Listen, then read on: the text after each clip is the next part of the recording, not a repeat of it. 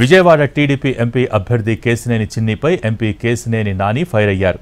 ఇప్పటివరకు మచ్చలేని వ్యక్తులు బెజవాడ ఎంపీలుగా పనిచేశారని, ఈసారి క్రిమినల్ చరిత్ర ఉన్న కేశినేని చిన్ని టీడీపీ నుంచి పోటీకి దిగారని విమర్శించారు.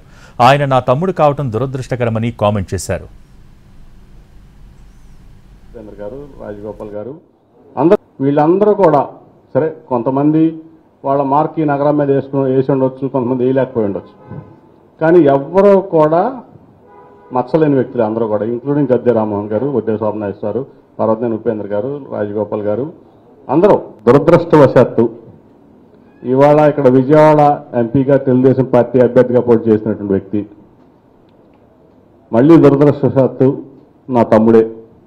క్రిమినల్ చరిత్ర, చీటింగ్, ప్రతిదీ డాక్యుమెంటెడ్ ఎవిడెన్స్. 99లో విడిపోయాం మేము, కుటుంబ పరంగా, వ్యాపార పరంగా, ఆస్తుల పరంగా.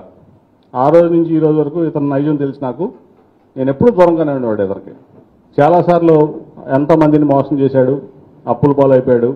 విజయవాడ ఫర్ సేల్ పోటీ పెడతారు నిజంగానే ఏమన్నా తేడా వస్తే, విజయవాడ ఫర్ సేల్. కాబట్టి నేను చెప్పేదండి మీ ద్వారా ప్రజలకు కానీ మీకు కానీ నేను చెప్పేదండి, ఇటువంటి క్రిమినల్స్ని, ఇటువంటి చీటర్స్ని, ల్యాండ్ గ్రాబర్స్ని, పేదవాళ్ళ దగ్గర డబ్బులు తీసుకుని కొట్టేవాళ్ళని ఒక విజయవాడ ఎంపీ అభ్యర్థి అంటేనే నాకు అది నా కుటుంబ సభ్యుడు అంటే నాకైతే డైజెస్ట్ అవ్వట్లేదు నిజం చెప్పాలంటే.